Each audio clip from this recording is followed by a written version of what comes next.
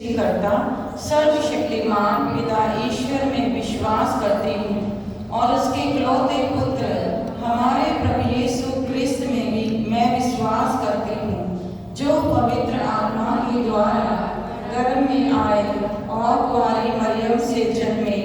उन्होंने पंतुस पिलातुस के शासन काल में दुख भोगा, वह क्रूस पर चढ़ाए गए, मर गए, दफनाए गए और अधोलोक में उतरे। वह तीसरे दिन मृतकों में से जी उठे, स्वर्ग गए, सर्वशक्तिमान पिता ईश्वर के दाहिने विराजमान है और वहां से जीवितों और मृतकों का न्याय करने आएंगे। मैं पवित्र आत्मा, पवित्र कैथोलिक कलीसिया, धर्मियों की सहभागिता, पापों की क्षमा, शरीर के पुनरुत्थान और अनंत जीवन में विश्वास करते हैं। आमीन। हे पिता हमारे जो स्वर्ग में है, तेरा नाम पवित्र किया जाए, तेरा राज्य आवे, तेरी इच्छा जैसे स्वर्ग में है वैसे इस पृथ्वी पर भी पूरी हो। हमारा प्रतिदिन का आहार आज हमें दे और हमारे अपराध में क्षमा कर, जैसे हम भी अपने अपराध को क्षमा करते हैं, और हमें परीक्षा में न डाल परंतु बुराई से बचा। आमीन। प्रणाम मरिया, कृपा पूर्ण, प्रभु तेरे साथ है, धन है तू स्त्रियों में और धन है तेरे गर्भ का फल यीशु। हे संत मरिया, परमेश्वर की माँ, प्रार्थना कर हम सब पापियों के लिए अब और हमारे मरने के समय। आमीन। प्रणाम मरिया, कृपा पूर्ण, प्रभु तेरे साथ है, धन है तू स्त्रियों में और धन है तेरे गर्भ का फल यीशु। हे संत मरिया, परमेश्वर की माँ, प्रार्थना कर हम सब पापियों के लिए अब और हमारे मरने के समय। आमीन। प्रणाम मरिया, कृपा पूर्ण, प्रभु तेरे साथ है, धन है तू स्त्रियों में और धन है तेरे गर्भ का फल यीशु। हे संत मरिया, परमेश्वर की माँ, प्रार्थना कर हम सब पापियों के लिए अब और हमारे मरने के समय। आमीन। पिता और पुत्र और पवित्र आत्मा की महिमा हो, जैसे आदि में किए अब आज तक रहेगी। आमीन। महिमा के 5 भेद में से पहला भेद हमारे प्रभु यीशु क्रिस्त मृतकों में से बड़ी महिमा और सामर्थ्य के साथ जी उठते हैं। इस भेद पे हम माता मरियम की मध्यस्थता मांगेंगे। हमारे आए हुए एक एक भाई, एक एक बहन को माता मरियम की मध्यस्थता के हाथों में सौंपेंगे, और जो लोग किसी कारण से, ठंड की वजह से या किसी भी कारण से नहीं आ पाए हैं, वो अपने घरों में हैं, हम उनके लिए भी माता मरियम से मध्यस्थता मांगेंगे। जो रास्ते में हैं, आ रहे हैं, सफ़र में हैं, सही ठीक ठाक से यहाँ पर पहुँच के इस सत्संग में भाग लेने के लिए हम उनके लिए माता मरियम से मध्यस्थता मांगेंगे। जो कोई भी किसी परेशानी में है, चिंता में है, विपत्ति परेशानी में है, या घर में कोई भी ऐसी परेशानी लेकर यहाँ पे आते हैं, हम माता मरियम की मध्यस्थता मांगेंगे, ताकि माता मरियम यहाँ पे आए हुए एक एक व्यक्ति के लिए प्रार्थना करे और प्रभु यीशु माता मरियम की मध्यस्थता के द्वारा हमारी सभी प्रार्थनाओं को, याचनाओं को कबूल करे। इसके लिए हम प्रार्थना करेंगे। हे पिता हमारे जो स्वर्ग में है, तेरा नाम पवित्र किया जाए, तेरा राज्य आवे, तेरी इच्छा जैसे स्वर्ग में है वैसे इस पृथ्वी पर भी पूरी हो। हमारा प्रतिदिन का आहार आज हमें दे और हमारे अपराध हमें क्षमा कर, जैसे हम भी अपने अपराधियों को क्षमा करते हैं, और हमें परीक्षा में न डाल परंतु बुराई से बचा। आमीन।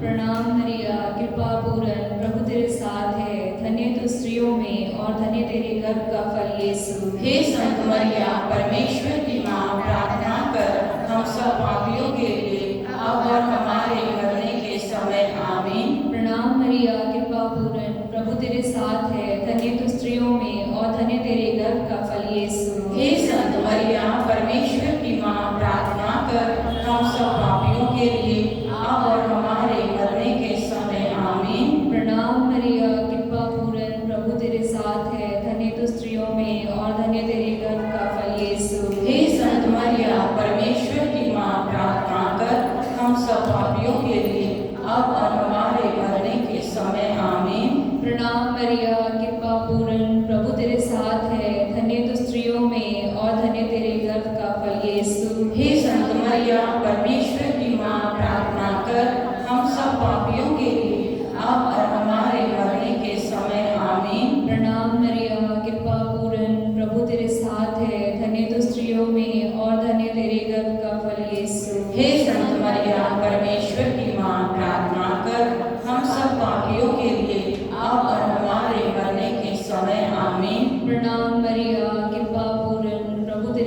साथ है, धन्य तू स्त्रियों में और धन्य तेरे गर्भ का फल यीशु। हे संत मरिया परमेश्वर की माँ, प्रार्थना कर हम सब पापियों के लिए अब और हमारे मरने के समय आमीन। प्रणाम मरिया, कृपा पूर्ण, प्रभु तेरे साथ है, धन्य तू स्त्रियों में और धन्य तेरे गर्भ का फल यीशु। हे संत मरिया परमेश्वर की माँ, प्रार्थना कर हम सब पापियों के लिए अब और हमारे मरने के समय आमीन। प्रणाम मरिया, कृपा पूर्ण, प्रभु तेरे साथ है, धन्य तू स्त्रियों में और धन्य तेरे गर्भ का फल यीशु। हे संत मरिया परमेश्वर की माँ, प्रार्थना कर हम सब पापियों के लिए अब और हमारे मरने के समय आमीन। प्रणाम मरिया, कृपा पूर्ण, प्रभु तेरे साथ है, धन्य तू स्त्रियों में और धन्य तेरे गर्भ का फल यीशु। हे संत मरिया परमेश्वर की माँ, प्रार्थना कर हम सब पापियों के लिए अब और हमारे मरने के समय आमीन। प्रणाम मरिया, कृपा पूर्ण, प्रभु तेरे साथ है,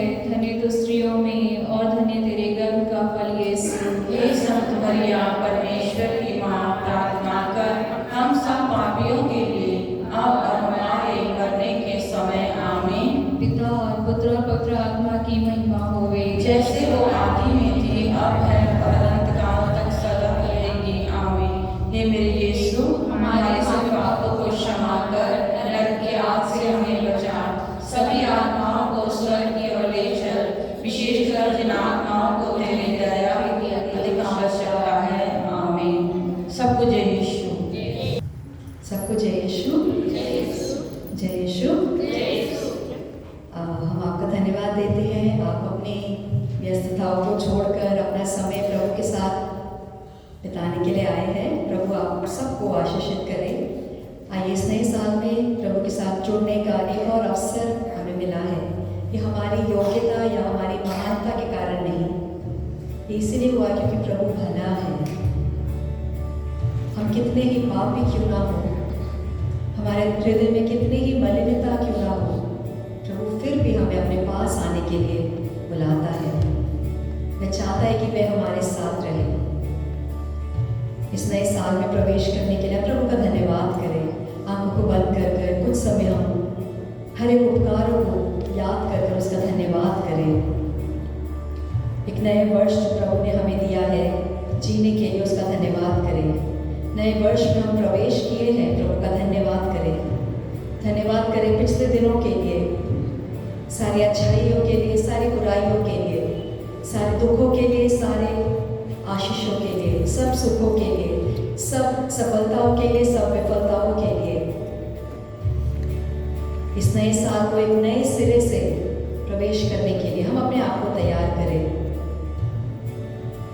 हमारे जीवन में हर एक नकारात्मक बातों को हम दूर करें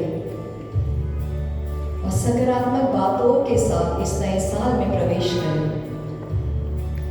सिर्फ और सिर्फ सकारात्मक बातें जो बाइबल में लिखा है, जो वचन हमें बताता है, सिर्फ उसके साथ हम आगे इस नए साल में प्रवेश करें। मैं आपसे अनुरोध करती हूँ कि आज विश्वास को लेकर आप प्रभु के सामने बैठे। कई बातें हैं जो आप समझ नहीं पाते हैं, लेकिन ये प्रभु का अनुग्रह है जो हमें अपने पास बुलाता है।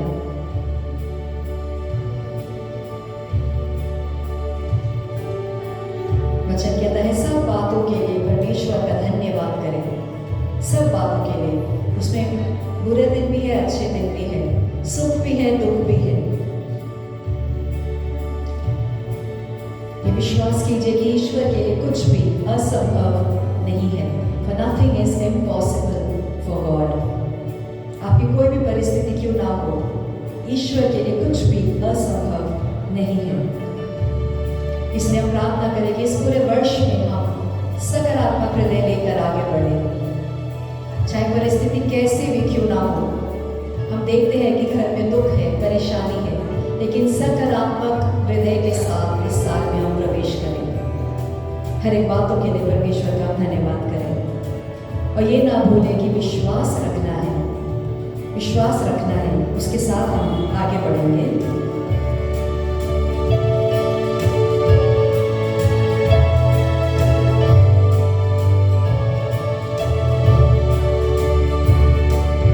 मेरे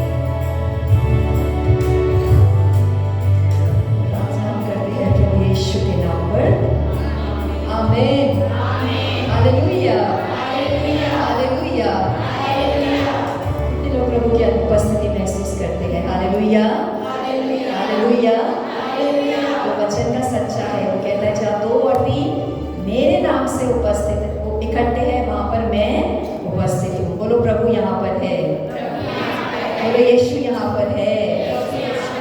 हालेलुया, हालेलुया, हालेलुया। हालेलुया। हमारे पास वाले को जरा जय यीशु बोलकर हम एक दूसरे को उत्साहित करते। हालेलुया।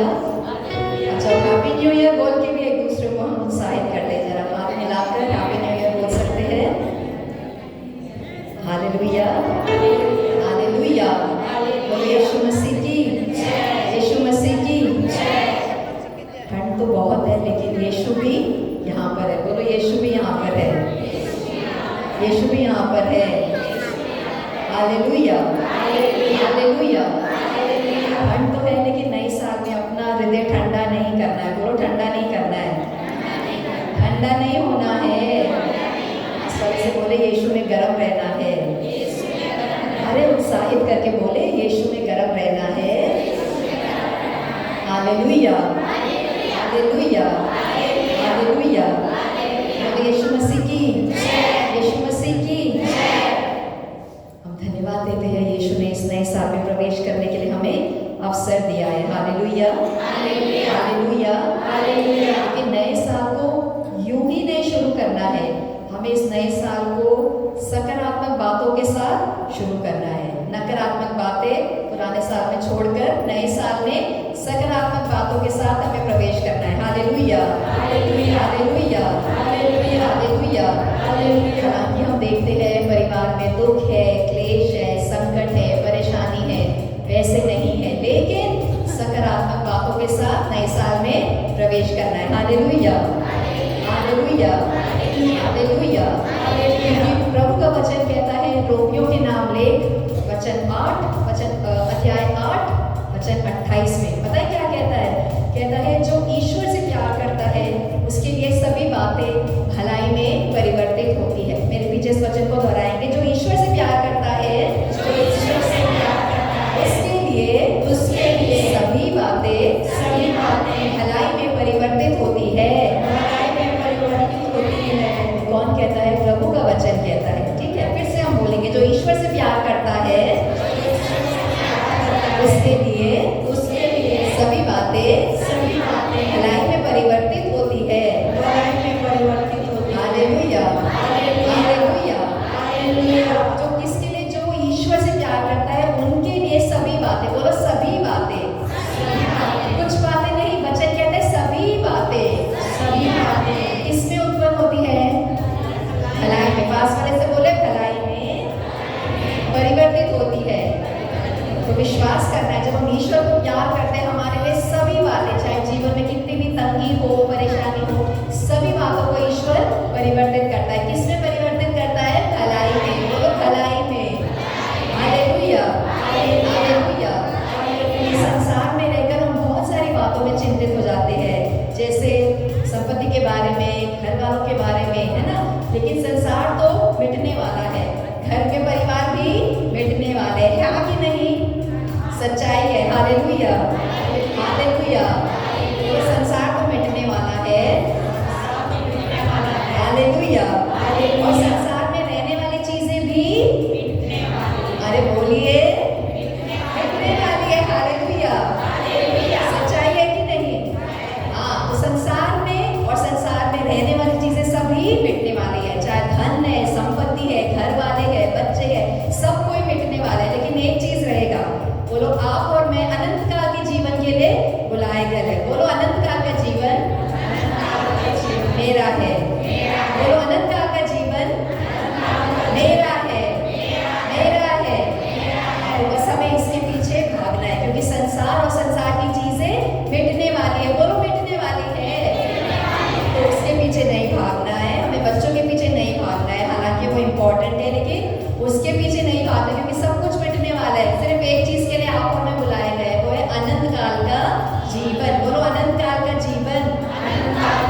Hallelujah, hallelujah.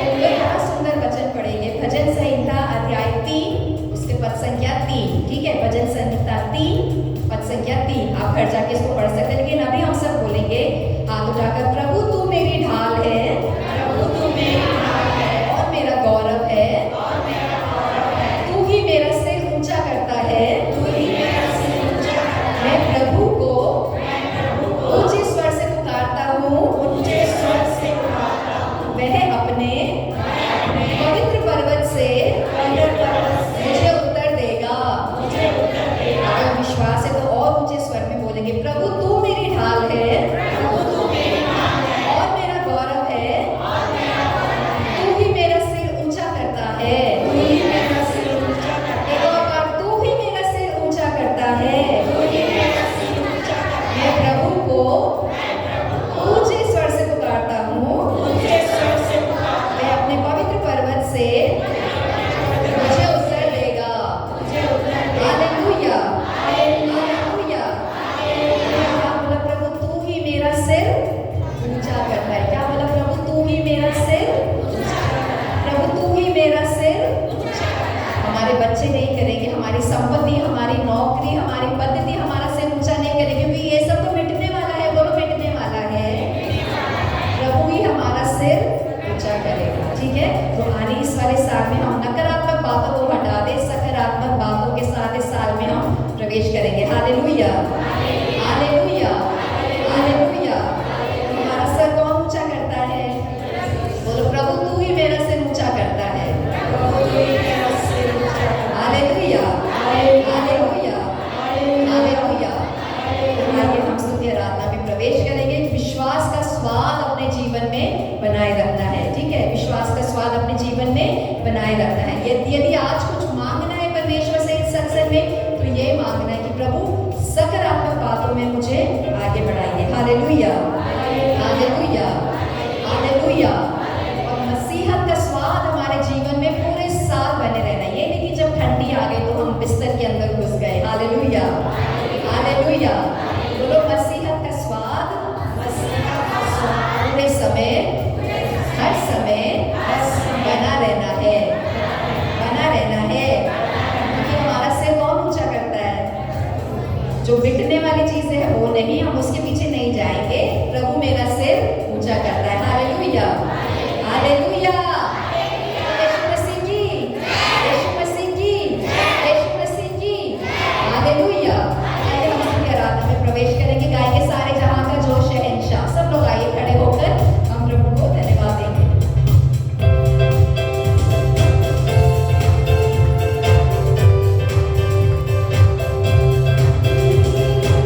सारे जहां का जो शहंशाह, सब कुछ जिससे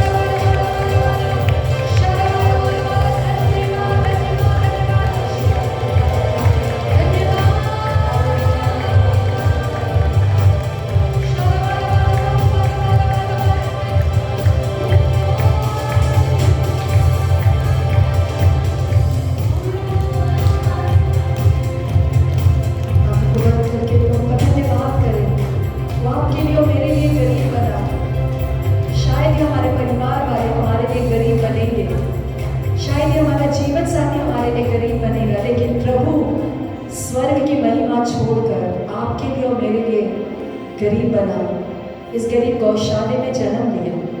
इतना प्यार इस संसार में शायद ही कोई हमें करेगा, लेकिन हम संसार की चीज़ों के पीछे भागते हैं, संसार के लोगों के पीछे भागते हैं, उन चीज़ों के पीछे भागते हैं जो मिटने वाले हैं। इस साल में जब हम प्रवेश करते हैं, हम प्रभु से मांगते हैं, इस सत्संग में हम मांगते हैं सिर्फ एक चीज़, प्रभु हम सकारात्मक बातों के पीछे जाएं, एक मसीहत की जिंदगी जीने का अवसर आप हमें दीजिए। एक नई उमंग के साथ, एक नई प्यास के साथ आपके पीछे आने के लिए प्रभु इस साल में हमें प्रवेश करने का सामर्थ्य प्रदान कीजिए।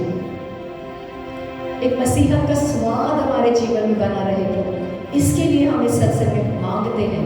साल का पहला सत्संग है प्रभु, हम प्रार्थना करते हैं, हम आपसे मांगते हैं प्रभु आपका स्वाद हमारे जीवन में बना रहे। आपने जो बलिदान हमारे लिए किया उसको हम भूल ना जाएं।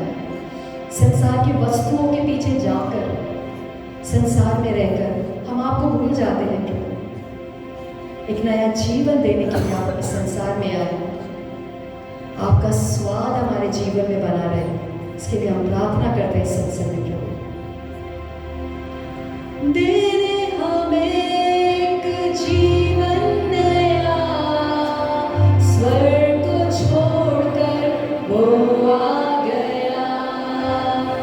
दे हमें एक जीवन नया, स्वर्ग को छोड़कर वो आ गया। दे हमें एक जीवन नया, स्वर्ग को छोड़कर वो आ गया। एक बार दे हमें एक जीवन नया, स्वर्ग को छोड़कर वो आ गया। कहकर हम जाने कि हम कहाँ पर हैं, प्रभु की महान उपस्थिति हमारे बीच में है। देने हमें एक जीवन नया, अपनी स्वर्ग की पावन महिमा को छोड़कर इस गरीब गौशाले में जन्म लिया। हम क्या कुछ प्रभु के लिए छोड़ने के लिए तैयार हैं? हम अपने आप की ओर जांच करें, हम क्या प्रभु के लिए छोड़ते हैं? हम क्या बलिदान करते हैं परमेश्वर के लिए? हम सब लोग तो बहुत व्यस्त हैं, हमारे पास समय नहीं है, संसार की चीज़ों के पीछे हमारा मन लगा रहता है। लेकिन प्रभु परमेश्वर स्वर्ग की महिमा को छोड़कर एक बालक के रूप में जन्म लिया, ताकि आप और मैं उसको चखे, उसके पास जाने पाए। एक महल में जन्म नहीं लिया उसने, एक गरीब गौशाले में, ताकि संसार के सब लोग उस तक पहुंच सके। आइए हम अपने सर को झुकाकर प्रभु का स्वागत करने के लिए, इस महान ईश्वर का स्वागत करने के लिए पूर्ण समर्पण के साथ अपने जीवन को प्रभु के सामने रखते हैं।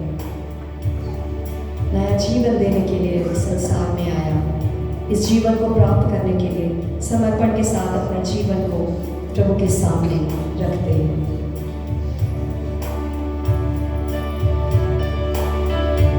सकारात्मक बातों में आगे बढ़ने के लिए प्रभु से मांगे, एक मसीहत का जीवन जीने के लिए हम प्रभु से इस सत्संग में प्रार्थना करेंगे। सर झुकाकर प्रभु का हम स्वागत करेंगे।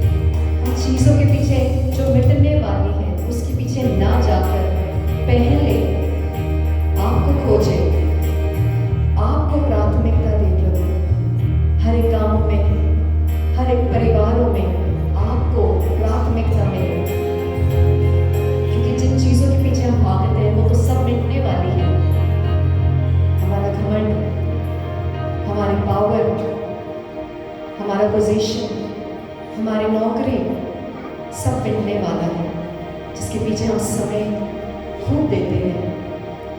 लेकिन इस नए साल में प्रभु एक नए सिरे से प्रवेश करने के लिए हमें आशीष प्रदान कीजिए, एक मसीहत का सुंदर जीवन जीने के लिए। मसीहत का स्वाद हमारे जीवन में बना रहे प्रभु।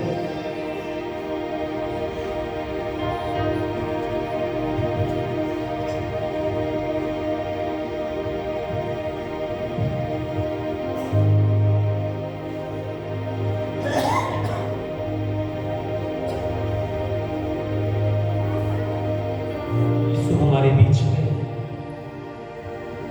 वो एकमात्र प्रभु जो मनुष्यों के लिए, हम पापियों के लिए एक इंसान बनकर हमारे बीच में आए।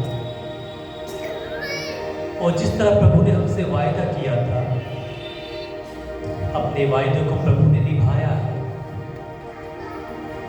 प्रभु ने अपने शिष्यों से कहा, मैं संसार के अंत तक सदा तुम्हारे साथ हूं। प्रभु आज भी हमारे साथ इस समय हमारे बीच में उपस्थित है। इस साधारण सी मामूली सी रोटी के रूप में ये कृपा का समय है, प्रभु की आशीषों का समय है, प्रभु के अनुग्रह को, प्रभु के सानिध्य को महसूस करने का समय है। आइए हम इस समय अपने आप को तैयार करें प्रभु के वचनों को सुनने के लिए। जिस तरह प्रवक्ता ग्रंथ कहता है कि प्रभु अपने वचनों के द्वारा अपने कार्य संपन्न करता है, वही प्रभु के वचन हमारे जीवन में कार्य करें, इस नए साल में हमारे परिवार में कार्य करें। प्रभु के शब्दों द्वारा हम शुद्ध हो जाएं, सारे बंधन खुल जाएं, सारी बीमारियों से चंगे हो जाएं, सारे दुखों से हमें छुटकारा मिले, नजात मिले। विश्वास के साथ प्रभु से प्रार्थना करें, विश्वास के साथ, क्योंकि प्रभु सुनता है, प्रभु हमारी प्रार्थनाओं को पूरा करता है। विश्वास के साथ। हे प्यारे प्रभु यीशु, हम आपको धन्यवाद देते सुंदर समय के लिए कि आपने हम सभी को एक बार फिर से आपकी सत्संग में यहाँ पर आपके सम्मुख आपकी आराधना करने के लिए, आपकी स्तुति करने के लिए, आपके वचनों को सुनने के लिए प्रभु यीशु सुंदर अवसर दिया। प्यारे प्रभु यीशु, हम इस वक्त अपने आप को आपके हाथों में समर्पित करते हैं। हे प्रभु यीशु, तू हमारे जीवन में कार्य कर, अपने जीवन का नियंत्रण, अपने जीवन की बागडोर हम तेरे हाथों में सौंपते हैं। इस पूरे साल तू ही हमें संभाल, तू ही हमें सुरक्षित कर, तू ही हमें आशीषित कर। यीशु तू महान, सारे हृदय से, सारी आत्मा से, सारी शक्ति से, सारे सामर्थ्य से तेरी स्तुति हो, तेरी महिमा हो। तू महान है, तू महान है।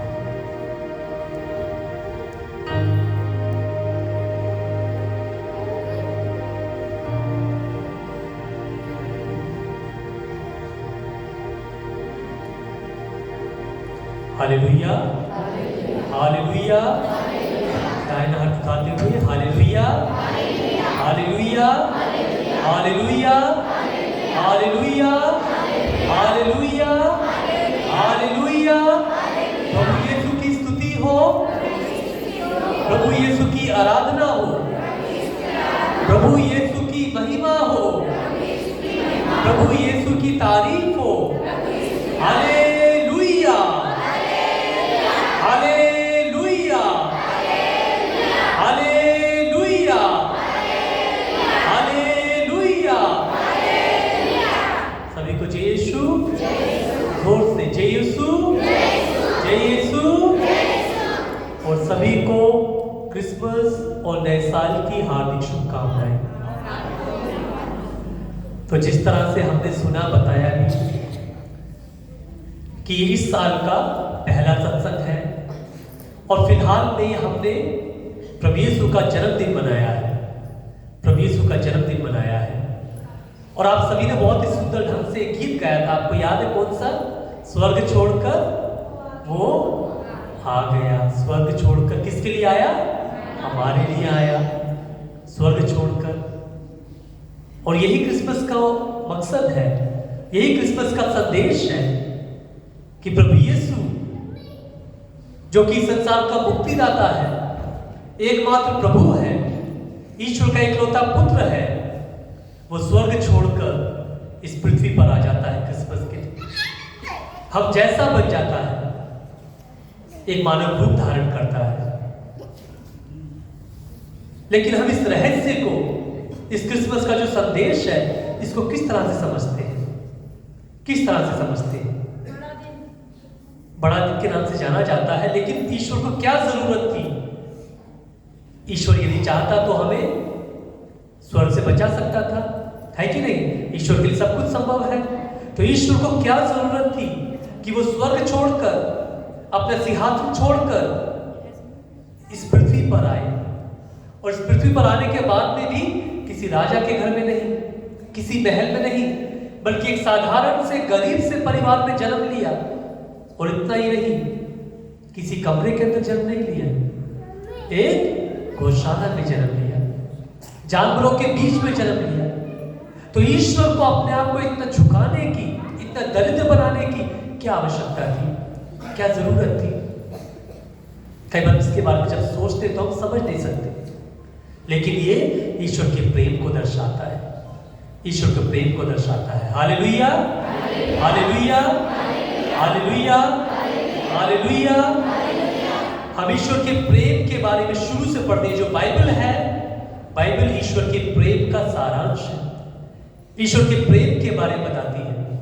हम शुरुआत में उत्पत्ति ग्रंथ में हम सभी ने सुना, हम जानते हैं कि ईश्वर ने हमें अपने स्वरूप बनाया है, ईश्वर ने हमें अपने स्वरूप बनाया है। जैसा ईश्वर स्वयं है वैसे ईश्वर ने हमें बनाया है। और इतना ही नहीं, ईश्वर ने हमें अपनी सांस दी। सांस प्राण को दर्शाती है, जीवन को दर्शाती है। ईश्वर ने हमें उन्हीं प्राणों से, उन्हीं सांस के द्वारा हमें अनुप्राणित किया है, हमारे अंदर जान फूंकी है अपनी सांस के द्वारा। ये ईश्वर के प्रेम को दर्शाता है, ईश्वर के प्रेम को दर्शाता है।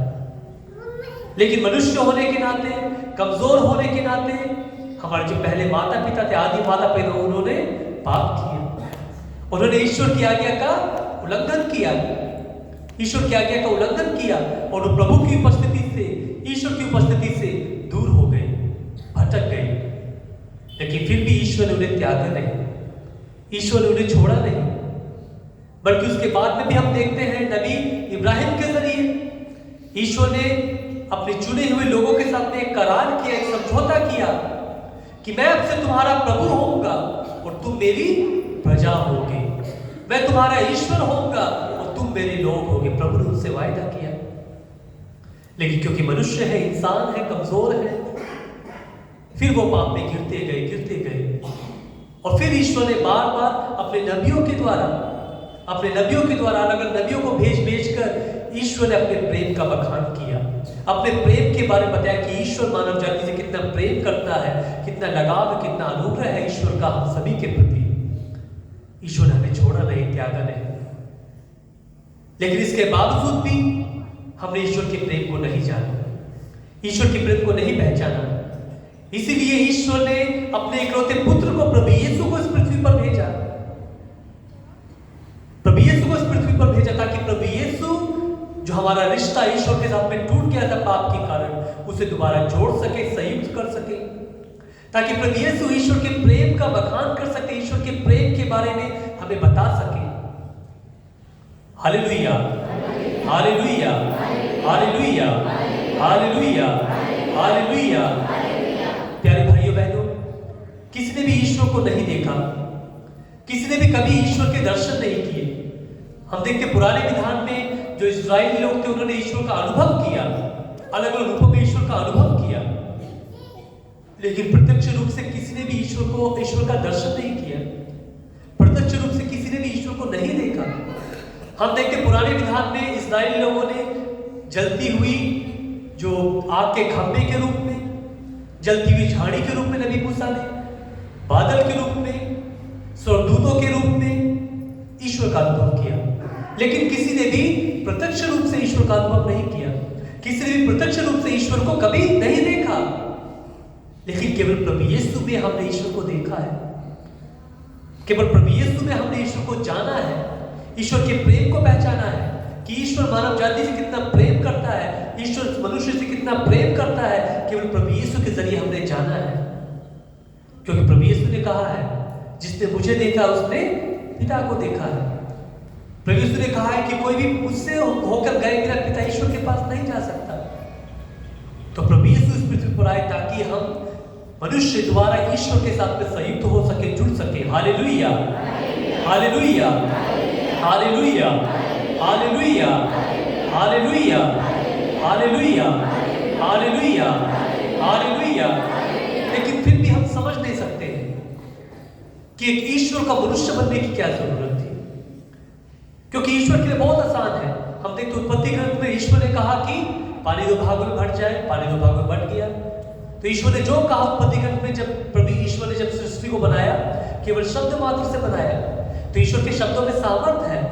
तो ईश्वर यदि चाहता तो स्वर्ग में बैठकर वहां से बोल सकता था कि मानव जाति बच जाए, मानव जाति पाप से मुक्त हो जाए, तो मुक्त हो सकती थी। तो आखिर ईश्वर को एक मानव रूप लेकर इस पृथ्वी पर आने की क्या जरूरत थी, क्या जरूरत थी? इसको समझाने के लिए मैं एक छोटी सी जो है कहानी के रूप में समझाना चाहूंगा, एक उदाहरण के रूप में। एक बार एक व्यक्ति जिसे जो समुद्र के किनारे बैठा हुआ था, एक थोड़ा सा तालाब है उसके किनारे बैठा हुआ था। अब वो अचानक देखता है कि पेड़ भी है, पेड़ के ऊपर से एक छोटी सी चींटी नीचे गिर जाती है। चींटी तालाब में जाके गिर जाती है। अब वो मनुष्य सोचता है कि इस चींटी को मुझे बचाना है, किस तरह मैं इसको बचाऊं? बहुत सोचता है, विचार करता है, किस तरह इसको बचाऊं, किस तरह बचाऊं। तो पहले वो सोचता है कि क्यों ना मैं अपनी दोनों उंगलियां पानी में डालूं और चींटी को पकड़ूं आराम से और बाहर निकाल लूं। लेकिन फिर उसने सोचा यदि मैं ऐसा करूंगा तो हो सकता है ये जो चींटी है ये मर भी सकती है, या इसको चोट भी लग सकती है, या हो सकता है ये मेरे हाथ में मसल जाए। तो उसने ऐसा नहीं किया। फिर उसने सोचा क्या करना चाहिए मुझे, तो उसने फिर एक पत्ता पेड़ से तोड़ा, पत्ता पानी में डाला और चींटी को बाहर निकालने की कोशिश की। लेकिन चींटी क्या है, पत्ते में से फिसल कर बार बार पानी में गिर जाती है। बार बार वो कोशिश करता, बार बार पानी में गिर जाती है। तो फिर उसने क्या सोचा, फिर उसके दिमाग में आया एक आइडिया। उसने एक पतला सा छोटा सा तिनका लिया, उस तिनके को पानी में रखा और चींटी उस तिनके पर चढ़कर आराम से पानी से बाहर निकल आई। एक छोटे से पतले से तिनके के द्वारा चींटी बाहर निकल आई और वो बच गई। Hallelujah, hallelujah, hallelujah, hallelujah, hallelujah, hallelujah, hallelujah. यही प्रभु यीशु ने किया है, ये प्रभु यीशु ने किया है। प्रभु यीशु जो कि सर्वशक्तिमान है, राजाओं के राजा, हमारे मुक्तिदाता ईश्वर एक मनुष्य बन गए। हम जैसे बन गए, हमारे लेवल में आ गए, हमारे स्थिर में आ गए, हमारे बराबर बन गए, ताकि हमारे बीच में रहते हुए हमारा उद्धार कर सके। Hallelujah, hallelujah, hallelujah, hallelujah, hallelujah, hallelujah, hallelujah, hallelujah. एक और छोटे से उदाहरण के द्वारा इसको समझाना चाहूंगा मैं क्रिसमस के संदेश को, क्योंकि हमें जानना बहुत जरूरी है कि हम क्रिसमस आखिर क्यों मनाते हैं। प्रभु यीशु का जन्मदिन है, वो ठीक है, लेकिन कई बार बहुत सारे लोग हमसे पूछते हैं कि भाई क्यों, आखिर ईश्वर को क्या जरूरत थी कि मानव रूप लेके आना, है ना? तो इसलिए एक और उदाहरण के द्वारा आपको समझाना चाहूंगा। मान लीजिए यदि कोई व्यक्ति समुद्र को तालाब में गिर गया हो या स्विमिंग पूल में गिर गया हो, उसे तैरना नहीं आता है, तो 3 तरीके उसको बचाने के, 3 तरीके हैं। पहला तरीका है कि आप उसको बताइए कि भाई ऐसे ऐसे तैरना है, ऐसे ऐसे हाथों को मारना और तैर कर बाहर तुम ऐसे आ सकते हो। उसे तैरना सिखाना है बाहर रहते हुए, और वो तैर के फिर बाहर निकल आएगा। फिर दूसरा तरीका है कि उस स्विमिंग पूल में या तालाब में रस्सी फेंके और वो जो व्यक्ति इसके अंदर है वो रस्सी को पकड़ेगा और रस्सी के सहारे बाहर निकल आएगा। ये दूसरा तरीका है। और तीसरा तरीका क्या है? तीसरा तरीका है उस तालाब में या स्विमिंग पूल में कूदना। उसमें कूदना, कूदने के बाद में उसके साथ में संघर्ष करना, स्ट्रगल करना। डूबना क्या होता है उसको महसूस करना, परिश्रम करना, मेहनत करना, थोड़ा सा पानी भी पीना। उसके बाद में पूरे मशक्कत के बाद, बहुत मेहनत के बाद उस व्यक्ति को समुद्र से या फिर जो तालाब है वहां से बाहर निकालना, बाहर निकालना। तो ये अलग है, ये जो रस्सी फेंकने से या जो बताने से ये अलग है।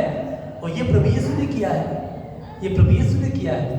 प्रभु यीशु ने केवल ऊपर बैठकर बताया नहीं ऐसे ऐसे करना है, ऐसे ऐसे करना नहीं। ईश्वर मनुष्य बनकर इस पृथ्वी पर आए, हम जैसे बने, हमारे बीच में रहे, हमारे दुखों को, परेशानियों को, हर तकलीफ को सहा ईश्वर ने, उसको महसूस किया।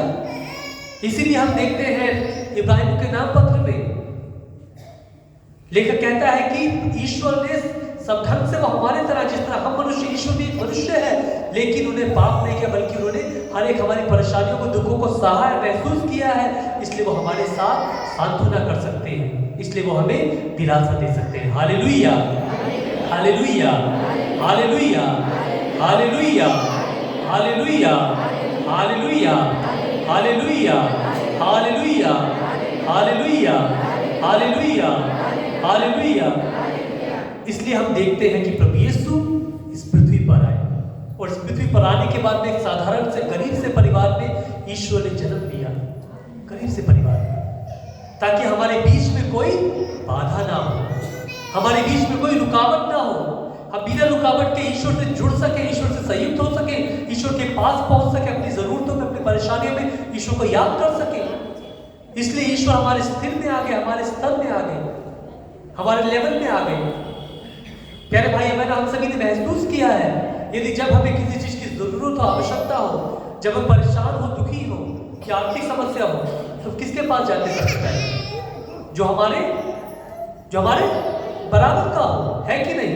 जो हमारे बराबर का हो, ना कि आप उसके पास जाएंगे जो कि आपसे बहुत बड़ा है, कभी जान पहचान नहीं, कुछ भी बहुत अमीर है, उसके पास हम नहीं जाएंगे, बल्कि अपने जो हमारे बराबर का है, जिससे हमारी जान पहचान है, जो हमारा मित्र है। तो ईश्वर हमारे बराबर बन गए ताकि हम ईश्वर के पास पहुंचने में, ईश्वर से जुड़ने में, ईश्वर से संयुक्त होने में संकोच ना करें, संकोच ना करें। इसीलिए ईश्वर हम जैसे बन गए। Hallelujah, hallelujah, hallelujah, hallelujah, hallelujah, hallelujah, hallelujah, hallelujah, hallelujah, hallelujah, hallelujah, hallelujah. और हम देखते हैं कि प्रभु यीशु के हृदय में विशेष रूप से प्रेम था पापियों के लिए, विशेष रूप से जो गरीब, जो दरिद्र थे, जो नीचे तबके के लोग थे, उनके लिए ईश्वर के, प्रभु यीशु के हृदय में विशेष प्रेम था उनके लिए, क्योंकि प्रभु यीशु ने उसको सहा है। प्रभु यीशु ने गरीबी सही है। गरीबी क्या होती है प्रभु यीशु को पता है, क्योंकि उनका जन्म एक बढ़ई के परिवार में हुआ था, एक बढ़ई के परिवार में हुआ था। प्यारे भाई बहनों, हम सभी ने हाल फिलहाल में एक फीस्ट मनाया है, एक पर्व मनाया है, पवित्र परिवार का पर्व।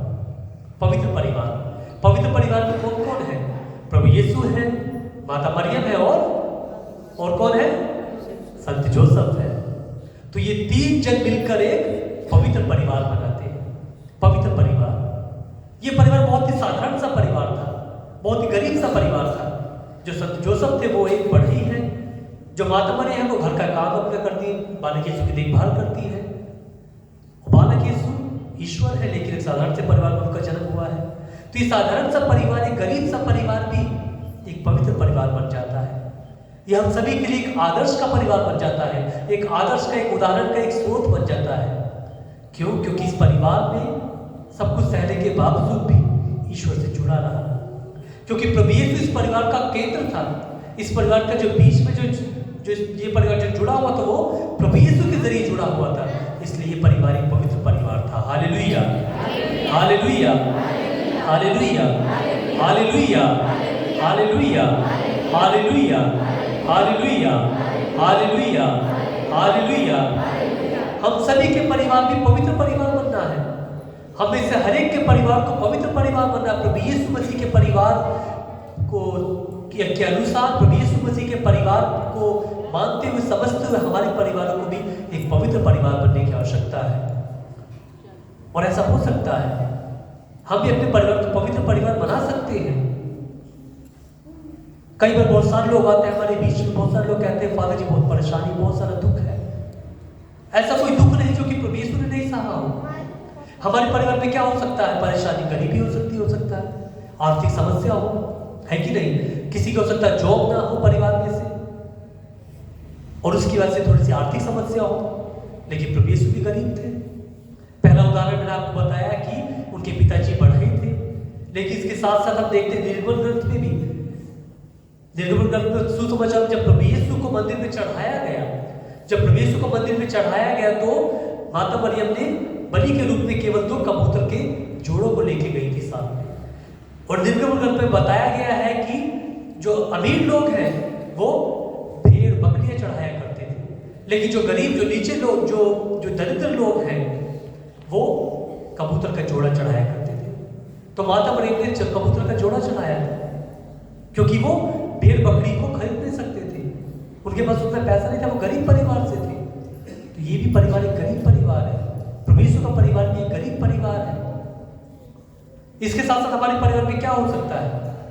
हम में से बहुत सारे लोग यहाँ पर जो दिल्ली हम लोग आए हुए हैं, अपने गांव को छोड़कर, अपने देश को छोड़कर, अपने परिवार के लालन पालन के लिए, अपने परिवार के पोषण के लिए, हो सकता है कि हमारे जो बच्चे उनकी शिक्षा के लिए यहाँ पर मेहनत कर रहे हैं दिन रात। और ये हम देखते हैं कि प्रभु यीशु ने भी सहा है। छोटी सी उम्र में हम देखते हैं संत जोसेफ को प्रभु यीशु को लेकर मिस्र देश जाना पड़ा, एक अनजान से देश में, एक अनजान से नगर में, कहीं से जान पहचानने, किसी को जानना नहीं, पहचानना नहीं, कोई जॉब नहीं, कोई नौकरी नहीं, अपने परिवार की सुरक्षा के लिए, अपने परिवार को बचाने के लिए वहां पर जाना पड़ा। और वही हम लोग यहाँ पर कर रहे हैं। इसके साथ साथ हमारे परिवार में कई बार क्या हो सकता है? आपसी मनमुटाव हो सकता है, एक दूसरे के प्रति संदेह हो सकता है, पति पत्नी के प्रति, पत्नी पति के प्रति संदेह हो सकता है, आपसी मनमुटाव, लड़ाई झगड़ा हो सकता है। और कुछ इसी तरह से हम देखते हैं पवित्र परिवार में भी, पवित्र परिवार में भी हम जानते हैं कि माता मरियम जो है, माता मरियम पवित्र आत्मा की कृपा के द्वारा गर्भवती हुई, पवित्र आत्मा की कृपा के द्वारा। और संत जोसेफ उनको चुपके से त्यागना चाहते थे, उनको छोड़ देना चाहते थे, लेकिन जैसे ही स्वर्गदूत ने उन्हें संदेश दिया, उनका हृदय बदल गया। तो ये आपसी मनमुटाव है, एक तरह से संदेह करना है, एक तरह का शक है। तो ये भी उस परिवार ने झेला, उस परिवार ने इसको भी महसूस किया है। तो इन सभी चीजों के बावजूद भी, इन सभी परेशानियों के बावजूद भी, इन सभी अनुभवों के बावजूद भी ये परिवार एक पवित्र परिवार था, ये परिवार एक आदर्श परिवार था। Hallelujah, hallelujah, hallelujah, hallelujah, hallelujah, hallelujah, hallelujah, hallelujah, hallelujah, hallelujah, hallelujah, hallelujah. इसलिए हमें भी इस पवित्र परिवार को आदर्श मानते हुए, उदाहरण मानते हुए, हमें भी अपने परिवारों को पवित्र बनाने की आवश्यकता है, पवित्र बनाने की आवश्यकता है। जिस तरह मैंने कहा आज कि जो इस पवित्र परिवार का जो केंद्र है वो प्रभु यीशु है, प्रभु यीशु है। हम सभी जानते हैं कि कई बार बहुत सारे परिवार हस्बैंड वाइफ जो कि काफी लड़ाई झगड़ा करते हैं, पहले बनती ना हो शादी से पहले, लेकिन जब उनके घर में कोई नया मेहमान आता है, कोई बच्चा आता है, तो वो एक दूसरे से प्यार करने लगते हैं, परिवार दोबारा से संभलने लगता है, एक दूसरे की चिंता करने लगते हैं, एक दूसरे की देखभाल करने लगते हैं। उसी तरह हमारे परिवारों में भी प्रभु यीशु के जन्म की आवश्यकता है। क्रिसमस निकल गया है, हम प्रभु से प्रार्थना करें, प्रभु यीशु को बुलाना है अपने जीवन का, हमारे परिवार का, हमें उन्हें एक केंद्र बनाना है, एक केंद्र बनाना है, ताकि हमारा परिवार भी पवित्र परिवार बन सके, पवित्र परिवार बन सके। प्यारे भाई बहनों, आज जो परिस्थिति है परिवारों की बहुत ही खराब है, बहुत ही खराब है। परिवार टूटे हुए हैं, हस्बैंड वाइफ में लड़ाई झगड़ा है, बच्चे माँ बाप की नहीं सुनते, अपनी मनमानी करते हैं, परिवार बिखर गया है, टूट गया है। सब लोग काम पर जाएंगे, काम के आने के बाद में कोई किसी के साथ में बैठता नहीं, एक साथ बैठकर भोजन नहीं, खाना नहीं खाते, एक साथ बैठकर प्रार्थना नहीं करते। तो ये परिवारों की दशा है, ये परिवारों की परिस्थिति है। तो इस नए साल में हम सभी को एक प्रण लेने की आवश्यकता है, एक निश्चय करने की जरूरत है कि हम अपने अपने परिवारों को पवित्र बनाएंगे। प्रार्थना के द्वारा प्रभु यीशु को अपने परिवार में बुलाते हुए अपने परिवार को पवित्र बनाएंगे। और प्रिय भाई बहन, जब प्रभु यीशु हमारे परिवार में आएंगे तो हमारा परिवार पवित्र हो जाएगा। हमारे परिवार में हम चमत्कार देखेंगे, प्रभु के अनुग्रह को, प्रभु की कृपा को महसूस करेंगे, प्रभु की आशीषों को महसूस करेंगे। जिस तरह हम देखते जक्कैयुस के विषय में, जक्कैयुस एक पापी व्यक्ति था, नाकेदार था, केवल उसके अंदर इच्छा थी प्रभु को देखने की, बस प्रभु को देखना चाहता था बस उतना। इसलिए वो एक पेड़ पर चढ़ गया, वो लड़के पेड़ पर चढ़ कर बैठ जाता है और प्रभु यीशु वहां से जा रहे हैं, लेकिन प्रभु यीशु उसको देखते हैं, उससे कहते जक्कैयुस नीचे उतर आओ, क्योंकि मुझे तुम्हारे यहाँ पर भोजन करना है। प्रभु यीशु उसके परिवार में जाते हैं, उसके घर में जाते हैं और उसका जीवन परिवर्तित हो जाता है, उसका जीवन बदल जाता है। वो एक पापी व्यक्ति था, बेईमान आदमी था, उसने लोगों के साथ में दगा की, लोगों को ठगा था, लेकिन यहाँ पर उसका जीवन बदल जाता है। वो कहता प्रभु मैंने जिन लोगों के साथ में बेईमानी की है मैं उनको चौगुना लौटा दूंगा, अपनी आधी संपत्ति गरीबों के साथ बांट दूंगा। तो यह है परिवर्तन, यह बदलाव, यह प्रभु की आशीष, यह चमत्कार। इसलिए मेरे भाई बहनों, हम सभी को इस नए साल में प्रभु को अपने जीवन में, अपने परिवार में बुलाने की आवश्यकता है, ताकि हमारा परिवार भी पवित्र परिवार के समान बन सके। और इस पवित्र परिवार में विशेष रूप से हमें इस नव वर्ष में विशेष रूप से हमें प्रार्थना करें प्रभु से जुड़े रहने के लिए, प्रभु से संयुक्त रहने के लिए, जितना हो सके प्रभु की संगति में आने के लिए, प्रभु के वचन को पढ़ने के लिए, सुनने के लिए, ताकि प्रभु यीशु का वचन हमारे जीवन में कार्य करे। तो आइए इस समय में पर प्रभु से विशेष रूप से प्रार्थना करें आज के इस दिन के लिए, इस नव वर्ष के लिए, ताकि प्रभु हम सभी को आशीष दे, कृपा दे, अपने सानिध्य से भर दे। हे प्यारे प्रभु यीशु, आपको धन्यवाद देते आज के सुंदर समय के लिए। प्रभु जी आपके चरणों में मैं लेके आता हूँ इन सभी यहाँ पर जो विश्वासी बैठे हर एक जन को, इनके परिवारों को, प्यारे प्रभु यीशु इनके परिवारों को अपनी पवित्र आत्मा से छू ले, अपनी पवित्र आत्मा के द्वारा पवित्र कर, ताकि प्रभु यीशु ये परिवार भी पवित्र परिवार बन सके। आपके पवित्र परिवार से प्रेरणा पाकर आपके पदचिन्हों पर चलते हुए ये परिवार भी पवित्र बन सके। जो भी परेशानी, जो भी दुख इनके जीवन में है, जो भी मतभेद इनके जीवन में है, जो भी आपसे मनमुटाव इनके जीवन में है, उसे दूर कर, इनके हृदयों में प्रभु यीशु एक दूसरे के प्रति प्रेम को जागृत कर, ताकि प्रभु यीशु ये परिवार भी प्रभु यीशु खुशहाली से, शांति के साथ में रह सके। और उनके जीवन को देखकर प्रभु यीशु अन्य लोग भी आपको जाने पहचाने और कह सके कि हाँ ये क्रिस्ती परिवार है, ये प्रभु यीशु के अनुयायी है, ये प्रभु यीशु के वचनों के अनुसार चलने वाले परिवार है, ये प्रभु यीशु की बंदे हैं। प्यारे प्रभु यीशु इस नव वर्ष में हम सभी के परिवारों को तो पवित्र कर, हम ये प्रार्थना करते हैं उन्हें हमारे प्रभु यीशु क्रिस्त के द्वारा।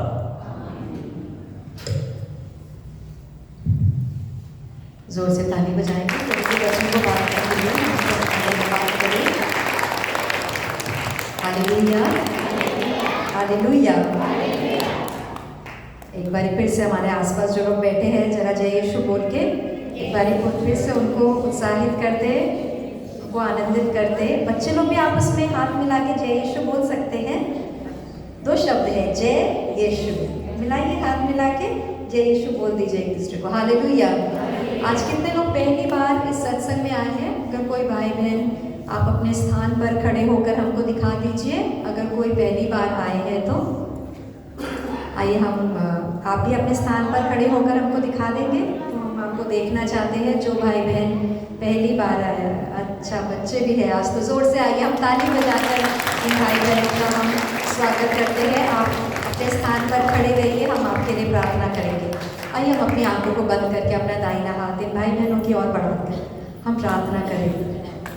हे पिता परमेश्वर, इन बच्चों के लिए हम आपको धन्यवाद देते हैं। बाहर की भीड़ से चुनकर आप इन्हें इस परिवार के साथ जोड़ने के लिए लाए हैं।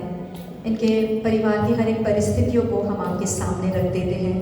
हम प्रार्थना करते हैं कि प्रभु इनके जीवन के हर एक बंद द्वार को आप खोल दीजिए, अपनी आशीष इनके जीवन में भरपूर मात्रा में बरसाए। प्रभु ये आपके भवन में आए हैं, ये जैसे आए थे ये वैसे नहीं जाए, लेकिन आपकी भरपूर आशीष अपने साथ वापस ले जाने पाए।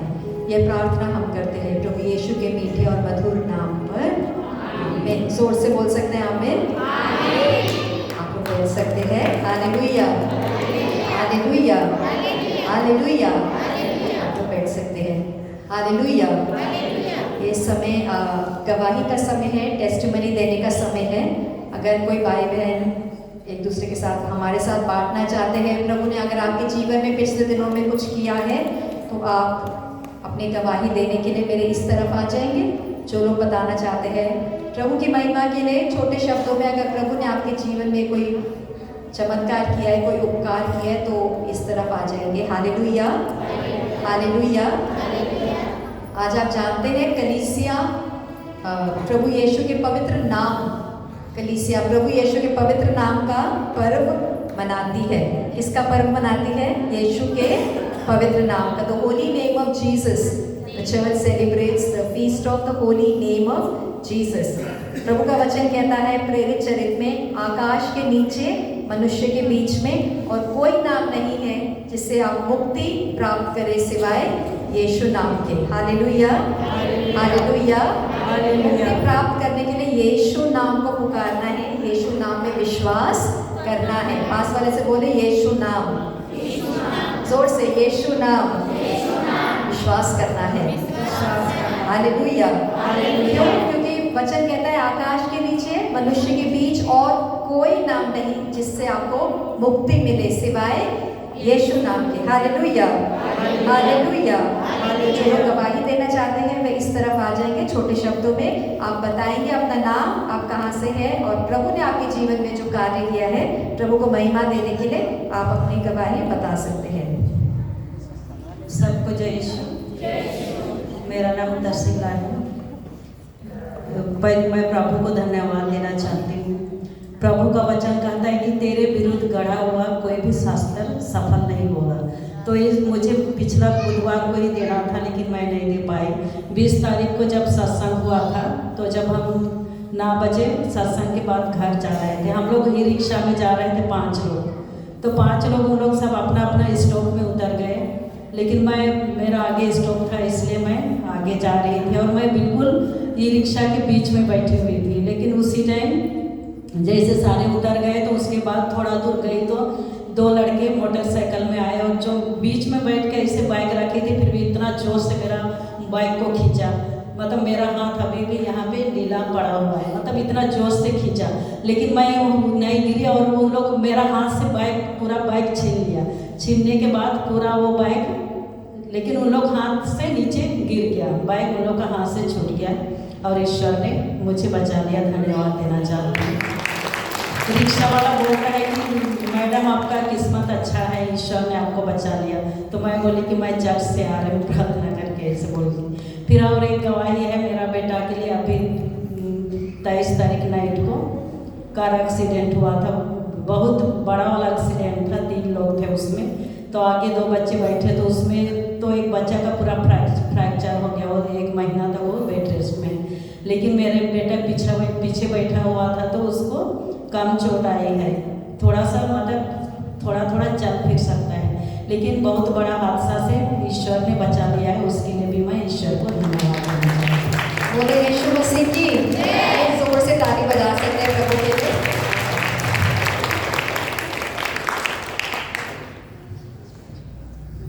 मेरा नाम रजनी है। मेरे पेट में बहुत सालों से दर्द था, भगवान यीशु की कृपा से मेरे पेट के दर्द आ रहा। आप कितनी टाइम से आ रहे थे? दूसरी बार आए हैं। कब से परेशानी थी? बहुत सालों से परेशानी थी, 8 सालों से।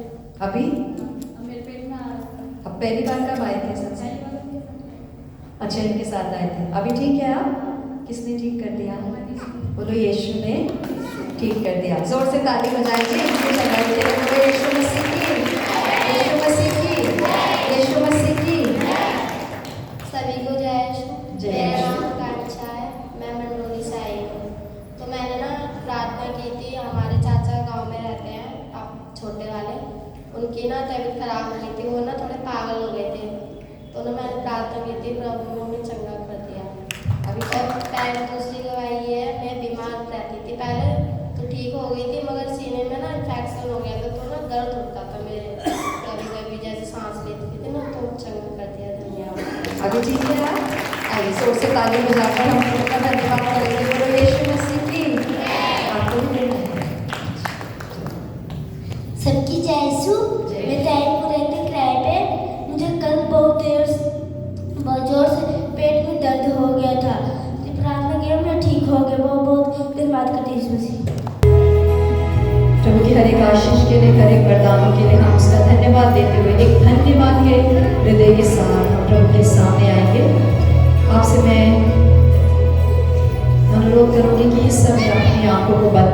बच्चे लोग शांत हो जाएं, क्योंकि ये बहुत पवित्र समय है।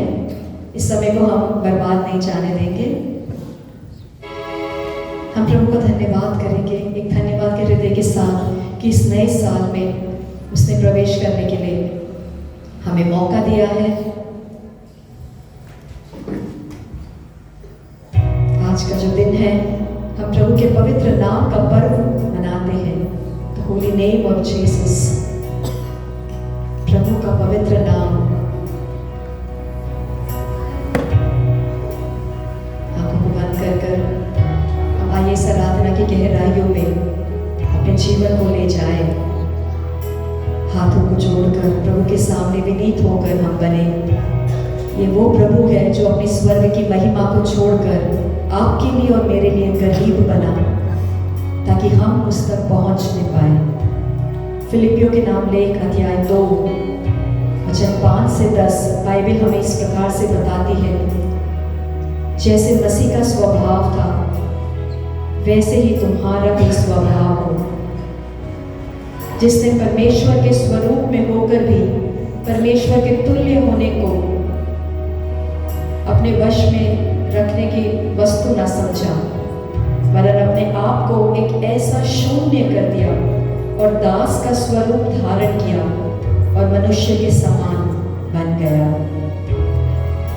ये वचन प्रभु के बारे में बताता है, जो परमेश्वर होकर भी अपने आप को परमेश्वर नहीं समझा, लेकिन एक दास का स्वरूप धारण कर अपने आप को मनुष्य के समान बनाया। मेरे प्रियो, हम अपने हृदय की ओर, हम अपने जीवन की ओर जरा झांक कर देखें। हम मनुष्य होकर भी कई बार अपने आप को ईश्वर समझ बैठते हैं। हम बोलते हैं ये मेरी जिंदगी है, इट इज माई लाइफ, मैं निर्णय लूंगा, मुझे क्या करना है। कई बार हम अपने आप को ईश्वर समझ बैठते हैं। मनुष्य होकर भी अपने आप को ईश्वर समझ बैठते हैं, लेकिन बाइबल इस समय हमें बताती है वो परमेश्वर था, लेकिन उसने मनुष्य का रूप धारण किया और अपने आप को छोटा बनाया। और इस कारण परमेश्वर ने उसे अति महान भी किया और उसे वह नाम दिया जो सब नामों में श्रेष्ठ है, जो स्वर्ग में और पृथ्वी पर और पृथ्वी के नीचे, ताकि सब यीशु के नाम पर घुटना टेके। बोलिए हालेलुया, बोलिए हालेलुया, हालेलुया। ये है विनम्रता का प्रणाम। जब हम अपने आप को छोटा बनाते हैं, विनम्र बनाते हैं, हम तो सिर्फ मनुष्य हैं, हम ईश्वर नहीं बन सकते हैं। लेकिन कई बार हम ईश्वर समझ बैठते हैं। हम सोचते हैं हमें सब मालूम है, हम अपने आप को शक्तिशाली समझते हैं। हम सोचते हैं हम जैसा कर रहे हैं वैसा सही है। नहीं, जब हम अपने आप को विनम्र बनाते हैं, छोटा बनाते हैं, प्रभु पर श्रद्धा रखते हैं, तब धन, सम्मान और जीवन हमारा होता है। सूक्ति ग्रंथ अध्याय 22 वचन 4 में बाइबल हमें बताती है कि विनम्रता का प्रणाम है प्रभु पर श्रद्धा रखना, और उसके बाद धन, सम्मान और जीवन तब हमारा होता है। आइए इस नए साल में, इस नए सिरे से प्रवेश करने के लिए एक बार फिर से अपने जीवन को प्रभु के सामने रख दें, पूर्ण समर्पण के साथ। इस आराधना में हम सारे हृदय से भाग लेंगे। प्रभु, नकारात्मक बातों को हम अपना ध्यान नहीं देंगे, लेकिन इस नए साल में सकारात्मक बातों को ध्यान में रखते हुए हम अपना जीवन आगे बढ़ाएं। मसीहत का स्वाद अपने जीवन में हर क्षण, हर पल बनाए रखने का सामर्थ्य आप हमें प्रदान करें प्रभु। जो बातें मिटने वाली है, जो चीजें मिटने वाली है, हमारा पावर, हमारा नाम, जिन चीजों के हम पीछे ध्यान लगाते हैं, वो सब चीजें एक दिन मिट जाएगी। लेकिन प्रभु, इस नए साल में आप हमें अनुग्रह प्रदान कीजिए कि सच्चे हृदय से, सच्चाई और आत्मा से आपको आदर देने के लिए, आपको मान सम्मान देने के लिए, आपको आराधना देने के लिए हम अपना समय निकालें, क्योंकि आपने हमें एक अनंत काल का जीवन जीने के लिए बुलाया है। उन चीज़ों के पीछे जो मिटने वाली है, उसके पीछे नहीं। यीशु आपके पीछे जब हम जाते हैं तब हम अनंत काल का जीवन प्राप्त करते हैं। पूर्ण समर्पण के साथ मेरे प्रियो, हम प्रार्थना करें सत्संग में कि मसीहत का स्वाद हर समय हमारे जीवन में बना रहे। चाहे दुख, तकलीफ, परेशानी कितनी भी क्यों ना हो, ये स्वाद हम अपने जीवन से अलग ना करने पाए। क्योंकि जब नमक का स्वाद हट जाता है तो वो किस काम का रहता है? वो किस काम का रहता है? आइए हम प्रार्थना करेंगे आखिरी आराधना में कि प्रभु एक मसीहत का स्वाद हो हम अपने जीवन में हर समय बनाए रखेंगे। अर्पण करके समर्पण के साथ हम प्रार्थना करेंगे। अर्पण करता हूँ खुद को हाथों में तेरे, धो दे मुझको तू प्रभु मुझको से तेरी इच्छा पर ही तू मुझको चला, भर दे पवित्र आत्मा से मुझको खुला।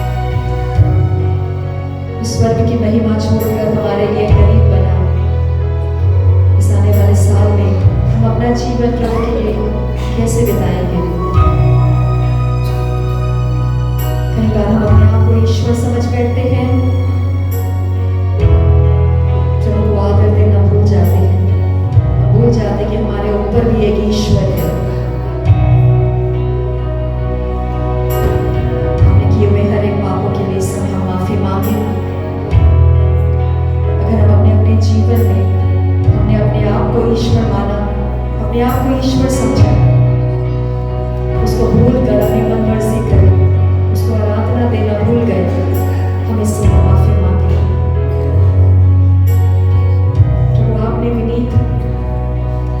विनीत करें हमें सिखाने के लिए।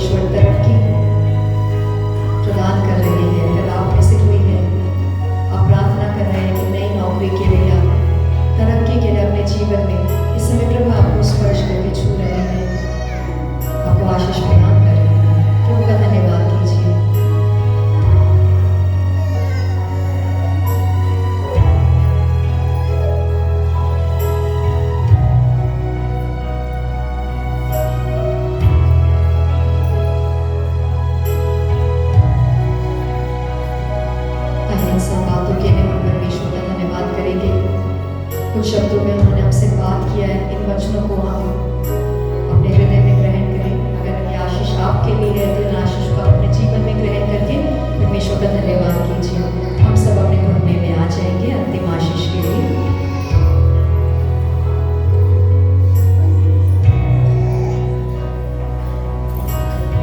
सर को झुकाकर फिर से एक नए साल में अपने जीवन को पूर्ण रूप से समर्पण कर नई आशीष